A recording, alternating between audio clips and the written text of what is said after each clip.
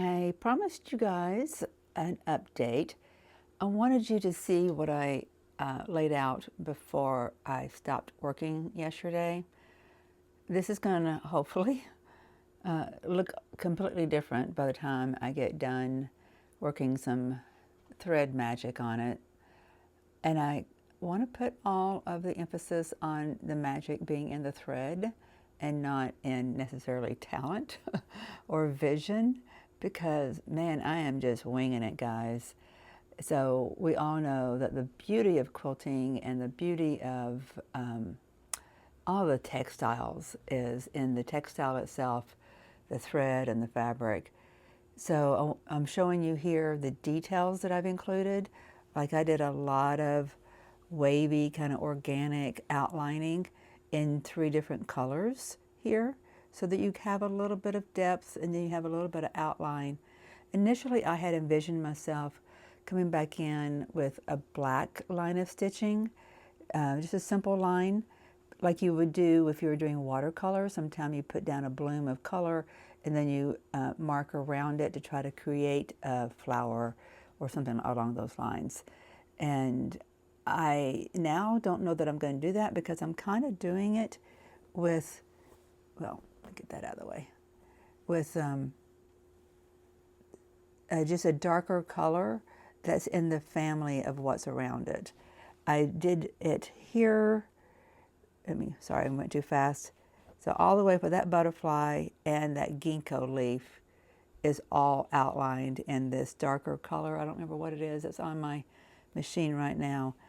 And I used some of that same color over here on the seed head. You get some of these little spiky things that come off the seed head, and some of those are coming down this direction. I think when I get this completely done, I might add some embroidery pieces to this seed head. I'm not sure if I will have time or the hand strength to do it, because that's pretty heavily stitched in there, right? So I use 3 different colors in all of making these seeds. I'm just trying to be very organic and free-flowing and not overthink anything. You can see we're already getting some of this lovely texture here that's going to be just yummy. This baby, by the way, that this is being made for is due today. Little baby girl, due today. And I cannot wait to meet her. So what I did yesterday, I worked with one color on this top, one color of thread, and put in texture and a little bit of highlighting on that flower that's up there, and did use that same color on that butterfly, and then came down with the ginkgo and used some of the ginkgo, and then on the butterfly and used that same color in a few places here on this flower. And then I changed my colors of thread to the darker one and used it some here, used it some here. You can see that I've done this. I may still come in and put some more spots and circles and some different colors on this. I'm not quite sure. That stitching was just to hold this down. I can easily take that up. So now I still have that gold yellow color, and I wish I had a different color. I wish I had something that was more browny than goldy, but this is what I have, and not spending more money on the project. And I am identifying though where my inventory is lacking. So what I'm going to do now is I'm going to work on my cherry branch. So I'm going to make this make sense. Don't ask me how right now. I am going to wing it and see what happens. There's always a seam ripper, right? Those things are not expensive. Seam rippers are my best friend sometimes. And then I'm going to move to working on the butterfly, and that's going to get us pretty dang close. Then I will make a recording showing you where I am, just unrolling it. I'll let you watch it from top to bottom, being rolled and unrolled, or unrolled and rolled, so that you can see top to bottom what all the features are. And then I'll figure out probably while making that video, what adjustments still need to be made, what little bitty additions need to be made. It might be time at that point to take it off the long arm, square it up, bind it. I got to think about a label. I wish I'm glad she's not here yet. Like, I'm going to get this to her with, this week. Last time the mother was, I think at least a good week overdue, so maybe she'll be overdue this time too. And I can get this to her before the baby comes. But it would be nice to have the baby's name and be able to put that in here, or a birthday. Wouldn't that be nice?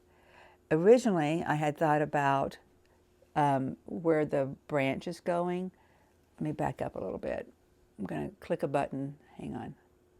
There. Originally, I had thought about putting the name in here, right?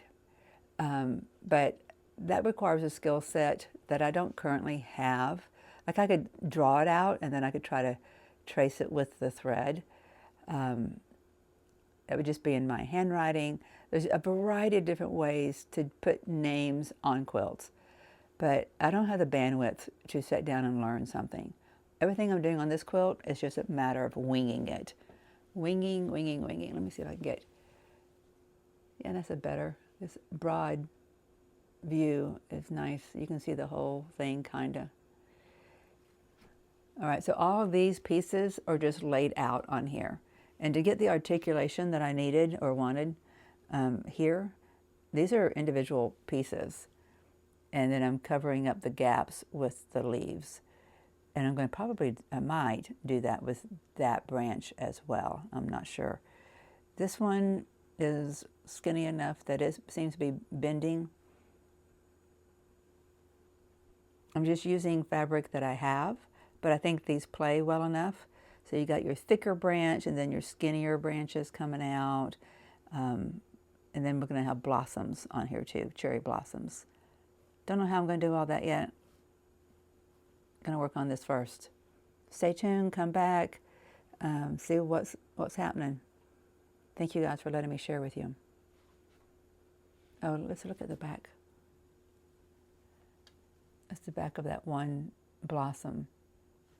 It feels, I love the feel of quilting.